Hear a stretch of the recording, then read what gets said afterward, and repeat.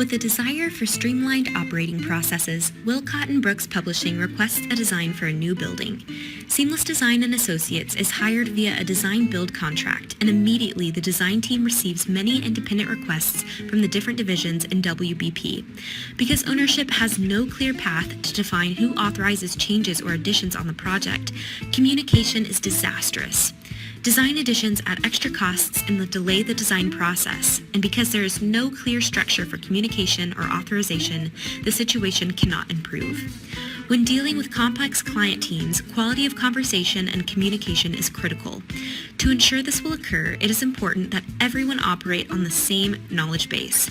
Conversation between multiple parties is pointless if there is no shared baseline on the subject at hand. It is also important to have a facilitator present in conversation. A neutral mind must be present to continually consider the wants and needs of all parties involved. It's the facilitator's job to maintain peace in conversation to keep things under control.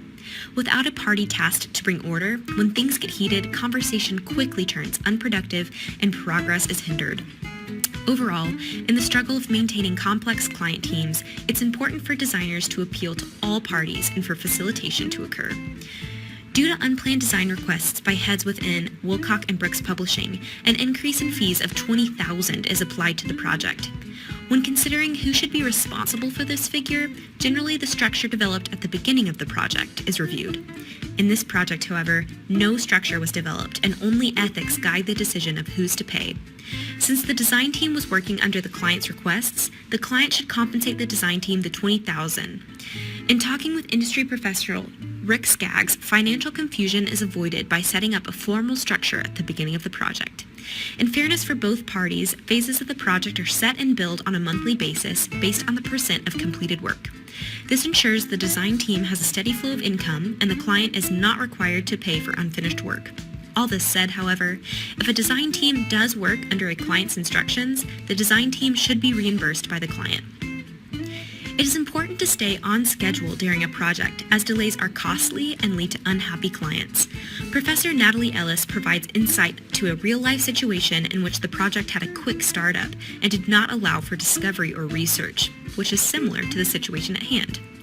Although a tight schedule meant many details were built at the same time they were drawn, patience between the client and the design team ensured an effective work ethic and produced a well-designed project. Therefore, in the case of WBP and Seamless Design Associates, progress forward on a project can be had, even when the scope is not fully understood. However, attitude and clear communication pathways must be the foundation if the project is to be a success. When creating a plan for decision-making, several questions must be asked to inform the final communication structure. For instance, who will approve changes or additions, ultimately communicated to the design team? Who will the main source of communication be between design and client?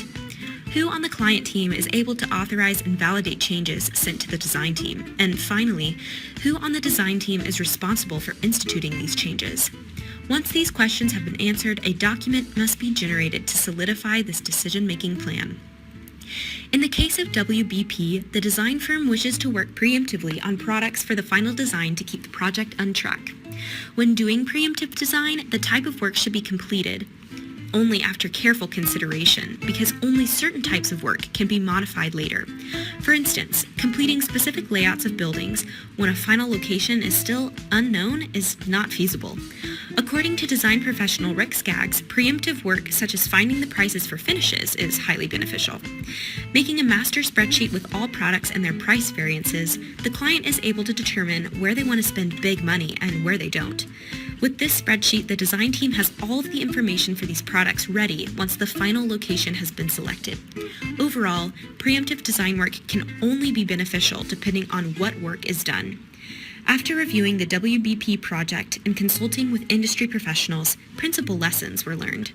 We discovered it is crucial to develop clear and concise communication channels, that decision-making plans are critical, and that completion of only selective preemptive design work is beneficial. Overall, we as designers must learn from the mistakes of others and employ lessons learned in the field. In doing so, we will become successful members of industry, generating strong design.